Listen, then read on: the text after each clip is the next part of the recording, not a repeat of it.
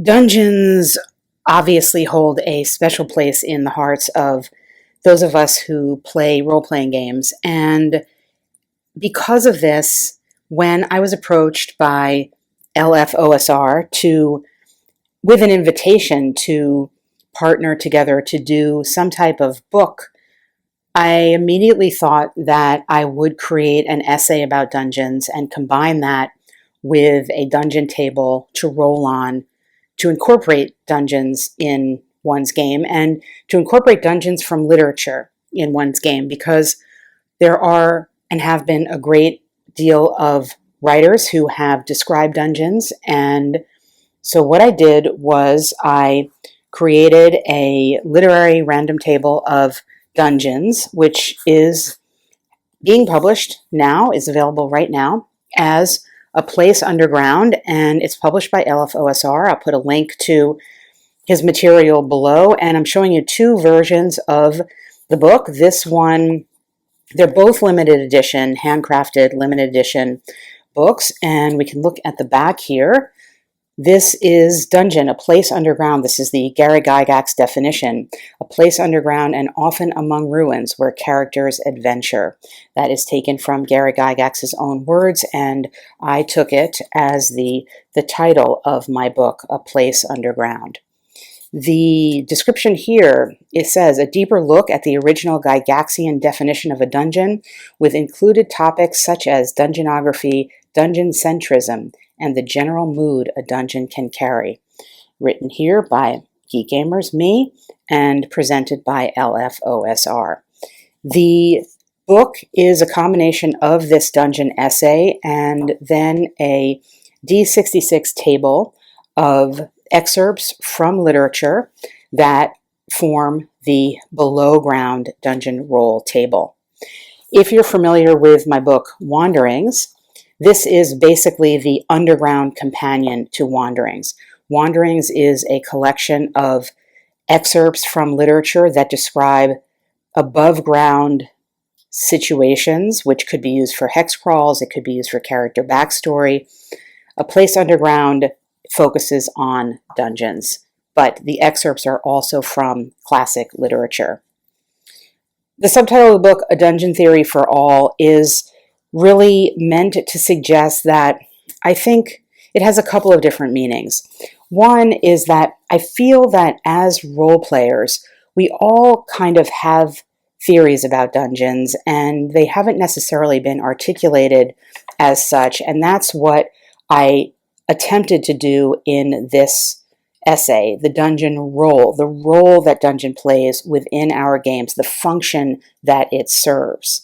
And I open with this quote, "We see prisons where they saw castles," that is meant to be evocative of the sense that dungeons are characters in our games, they elicit emotions from us, and the very fact of the way that dungeons function in a game is something worth thinking about. And I think that it is something that it is capable to think about and write about. And that's what I've done here in this essay. I'm not going to go through the points I make in the essay per se, but I am saying that there is something to be said in sort of thinking about dungeons in the larger scope of things and really what they mean narratively and what they mean emotionally. And that's what I talk about here in this part of the book. And then the second part of the book is the dungeon roll, R-O-L-L, the dungeon roll table, where you can have a D66 roll and come up with an entry here that will describe a dungeon, and we'll just do we'll do one of these rolls and see what we get. So we'll read light and dark, and we get 32, so we'll take a look at entry 32 here. This can be used as the actual setting of your dungeon. It could be used as an evocative passage to kind of get you in the thought process of creating a one-shot, creating a campaign, or playing solo. So this comes from the novel The Old Manor House from 1793, written by Charlotte Smith. I won't read the whole thing, but enough to give you a sense. We went down the cellar stairs and were frightened by the echo of our feet. She held the candle in her hand so unsteadily that I was afraid it would have gone out. In this manner we proceeded to the bottom of the stairs, which you know are very long, and had got half a dozen paces along the passage, which is, you may remember, very high and narrow and long, when we heard a loud rushing noise at the other end of it. Something came sweep along, something certainly brushed by me. I know not what I heard afterwards, for fear deprived me of my senses. This, however, lasted for a moment. It was so dark, however, that we were obliged to feel our way with our hands, and I own I every moment expected to put them against the frightful figure which my companion had seen. So in this passage, we are given not actually so much description of the physical place, but a sense of fear. We know there are two people here. We're also given a sense that we're coming into the story in the middle. Obviously, this is a passage from a novel, but this particular passage is referring back to something that somebody remembers. Perhaps they have been there before. So reading this passage and others in this book could give you, again, the setting that you were going to be in, or part of a backstory of a character, or just establish a mood or a theme for it. So again, you could see this could start out a session. It could be the beginning, the entry room of a dungeon that your party was coming to, or it could simply be a memory of a character. It can be used in many different ways. So that is a look into A Place Underground, which I am really happy is now available and wanted to show you a little bit inside. I also want to show you some of the other stuff that LFOSR is publishing. Now, in addition to this book of mine, the publisher publishes, these are just a look at some of his artwork. He publishes a bunch of books and distributes some other books. There's a bunch of supplements like this that are in card form as well. This is a keep chest containing a pocket dimension, keep interior filled with forgotten oddities and stowaways, and there's also a map that goes with it, so something that you could drop into an adventure. This is a one card, farm card RPG. You own a farm and it's almost time to harvest. I actually haven't, it's a RPG farming mini game. I haven't really looked at it. It's quite small. I need a magnifying glass, but I keep meaning to take a look at that. He also sent me a few things. This is called Sand and Ether. The battle for your freedom is on the sands of the arena. I think this is very, very interesting. And you can see, again, the style of the art and the production value here is similar. This is not a solo game.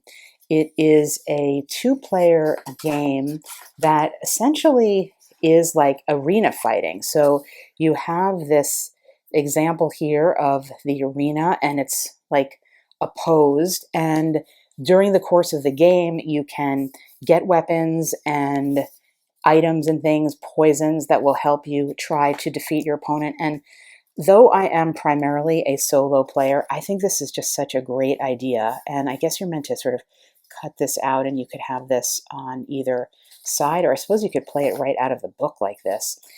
I'm really interested in finding someone to play this with because this concept is quite cool. This is The Battle for Your Freedom is on the sands of the arena, and you can see the credits here.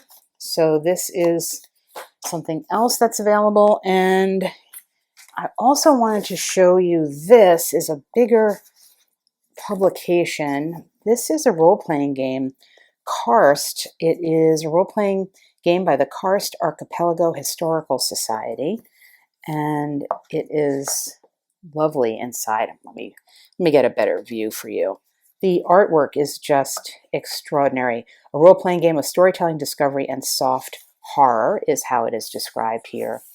And I haven't looked in detail in this either to see how it might work solo or not, although, as you know, I pretty much think anything can work solo.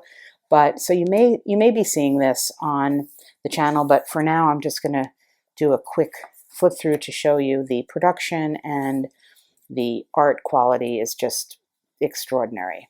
Kind of has a it's a whimsical look, but I don't think this is for kids. But there's a whimsy about the art. Again, not specifically solo designed, but perhaps solo-able. And this is the World of Karst. It's really cute, and again, the quality of the production is quite high. This is like an impression here.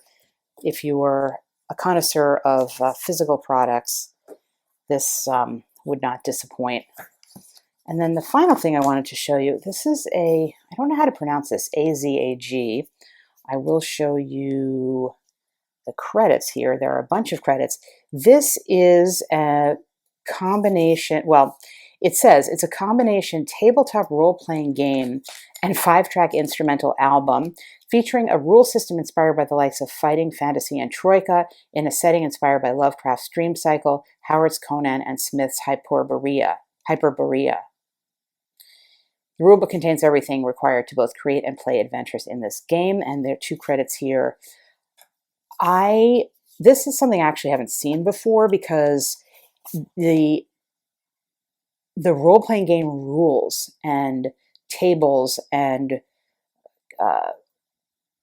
mechanics are interspersed with little pieces of fiction that describe, I guess, the world. So, for example, you can see here,